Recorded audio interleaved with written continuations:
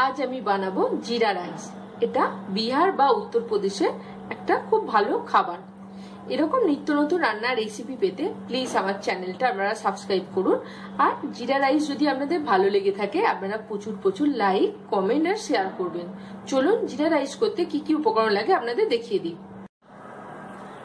আমি 1 glass basmati rice নিয়েছি, জল আছে, ঘি নিয়েছি, নুন আর ধনেপাতা কুচি, এখানে আছে 2টো তেজপাতা, একটা বড় এলাচ, একটা শুকনো লঙ্কা আর 1 টেবিল স্পুন জিরে। প্রথমে আমি চালটা জলে ধুয়ে নেব। চালটা আমি ভালো করে ধুয়ে নিয়েছি, এটাকে এখন আমি একটু সাইডে রেখে দিচ্ছি। আমি এদিকে একটা ডেচকিতে জল গরম বসিয়ে দিয়েছি। আপনাদের একটা আমি টিপস দেব, যখন জলটা ফুটবে তখন আপনারা অল্প করে 1 টিস্পুনের মতো সাদা তেল দিয়ে দেবেন। দেওয়ার কারণ হচ্ছে যখন আপনারা রাইস বা নুডলস এসব জাতীয় কোনো কিছু খাবার বানাবেন দেখবেন ওইগুলো লেগে যাওয়ার সম্ভাবনা থাকে। এই তেলটা দিয়ে দিলে প্রতিটা দেখবেন খুব ঝরঝরে ব্যাপারটা এসে যায়। এবার আমি চালটা দিয়ে দিচ্ছি। চালটা দিয়ে দিলাম। এবার আমি এতে 1/2 টিস্পুন নুন দিয়ে দিচ্ছি। এই চালটা আমি 80% মতো সেদ্ধ করে নেব।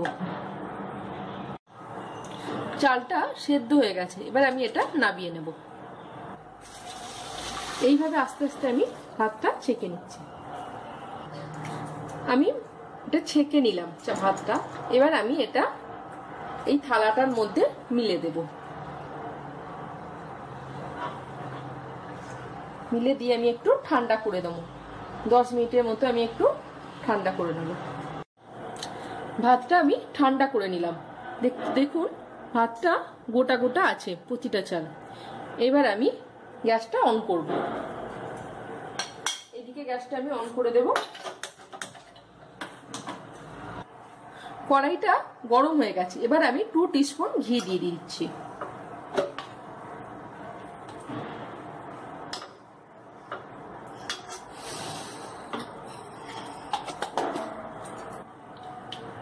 ঘিটা দেওয়ার পর আমি দিয়ে দিচ্ছি একটা বড় এলাচ, মুখটা ফাটিয়ে দিয়েছি, একটা শুকনো লঙ্কা আর 2টো তেজপাতা। তেজপাতাগুলো আমি একটু ছিঁড়ে দিচ্ছি। আপনাদের বলে দিই এই 3টে জিনিস যেগুলো আমি দিলাম এগুলো হচ্ছে অপশনাল, আপনারা দিতেও পারেন নাও পারেন। একটু ভেজে নিলাম। এবার দিয়ে দেবো আমি 1 টেবিল স্পুন জিরে।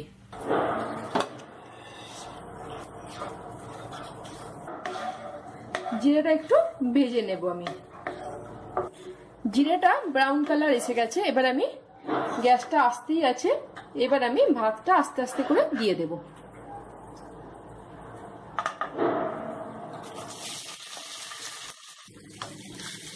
রাইসটা দেওয়ার পর ভালো করে আমি এটা মাখিয়ে নেব।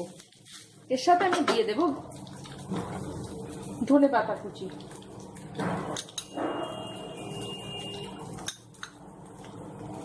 এবার আমি দিয়ে দেবো অল্প করে নুন। নুনও দিয়ে দিচ্ছি আমি 1/2 টিস্পুন। এবার আমি ভালো করে এটা মিশিয়ে নেব। আমি ভালো করে ভাতটা মিশিয়ে নিলাম। এবার আমি চাপা দিয়ে এটা 3 মিনিটের মতো রেখে দেব গ্যাসটা আস্তে দিয়ে। 3 মিনিট হয়ে গেছে, এবার আমি চাপাটা খুলবো। এবার আমি ভালো করে একবার মিশিয়ে নেব। ভালো করে মিশিয়ে নিয়ে আমি গ্যাসটা অফ করে দেব। গ্যাসটা আমি অফ করে দিলাম। এবার আমি এটা পরিবেশন করব। রেডি হয়ে গেছে আমার জিরা রাইস। আমি উপর থেকে ধনেপাতা কুচি দিয়ে গার্নিশিং করলাম।